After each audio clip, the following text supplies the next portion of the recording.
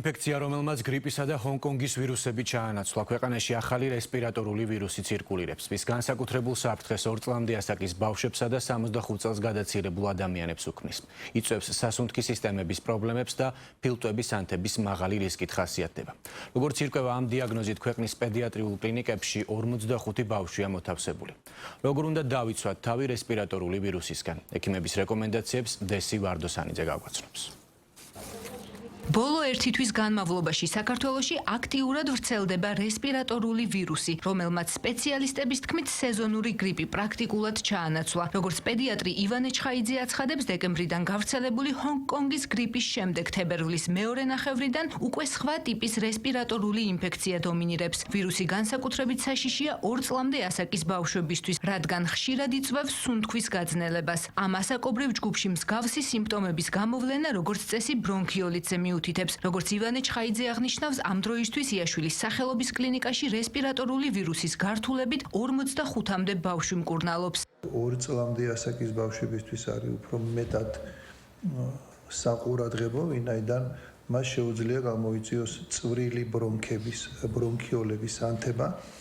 ამ დაავადებას ბრონქიოლიტი ქვია და მისთვის დამახასიათებელია სუნთქვის გახშირება, მკვეთრი გახშირება, ხმაურიანი გახშირებული სუნთქვა, გაძნელებული სუნთქვა. ესეთი რთული და მძიმე მიმდინარეობა ინფიცირების ყველა შემთხვევას არ ახლავს, მაგრამ პაციენტების ნაწილი საჭიროებენ ჟანგბადის დამატებით მიწოდებას, საჭიროებენ ინტრავენურ გადასხმას და სითხის შევსებას, ამიტომ პაციენტების მცირე ნაწილს სჭირდება ჰოსპიტალიზაცია.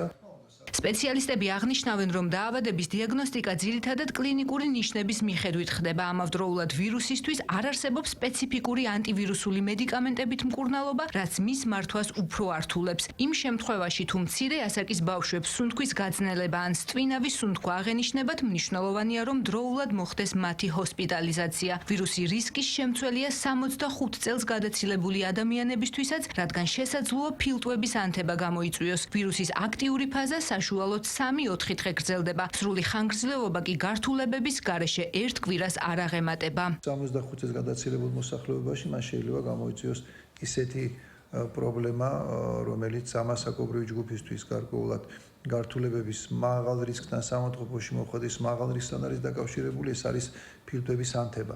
ამიტომ ეს 2 რადიკალურად განსხვავებული ასაკი 2 წლამდე და 65 წლის ზემოთ არის ძირითადი რისკ ჯგუფები, სადაც ამ ვირუსით ინფიცირების შემთხვევაში საჭიროა ინტენსიური მეთვალყურეობა, ყურადღება, სამოთყოფოში მოთავსება და აქტიური ჩარევა დაავადების მართვის პროცესში. ინფექციონისტი ალექსანდრე გოგინავა საზოგადოებას რეკომენდაციებს უზიარებს და განმარტავს, რომ განსაკუთრებით საყურადღებოა რისკ ჯგუფში მყოფი ინფიცირებული ადამიანების დროული დიაგნოსტიკა და სიმპტომების გამოვლენისთანავე ექიმთან ვიზიტი. მისი განმარტებით მნიშვნელოვანია ჰიგიენის დაცვა, ხელების ხშირად დაბანა, სახლის სველი წესით დასუფთავება და ოთახების ხშირი განიავება, რაც ვირუსის კონცენტრაციას დახურულ სივრცეში საგრძნობლად ამცირებს. განსაკუთრებით საყურადღებოა მცირეწლოვან ბავშვებში, 2 წლამდე ბავშვებში და ასაკოვან ადამიანებში, 65 წელზე ზემოთ ადამიანებში და ქრონიკული დაავადების მქონე ადამიანებში, იმიტომ რომ ამ ვირუსს ახასიათებს სხვადასხვა გართულებები. რა თქმა უნდა, კლინიკური მიმდინარეობა შეიძლება იყოს მსუბუქი, როგორც არის მხოლოდ ხველა, მშრალი, ყელისტკივილი, ტემპერატურული რეაქცია, მაგრამ ასევე შეიძლება შევხვდეთ გართულებებს, როგორც არის ქვემოსასუნთქი გზების დაზიანება და ბრონქიოლიტი. ძალიან მნიშვნელოვანია სოციალური პასუხისმგებლობა, რომ ადამიანს თუ აღენიშნება სიმპტომები, ნაკლებად კონდეს სხვა ადამიანებთან კონტაქტი, განსაკუთრებით ეს ბავშვთა პოპულაციაშია მნიშვნელოვანი, იმიტომ რომ ძირითადად შეიძლება სწრაფად გავრცელდეს ეს დაავადება ბაღებში, სკოლებში.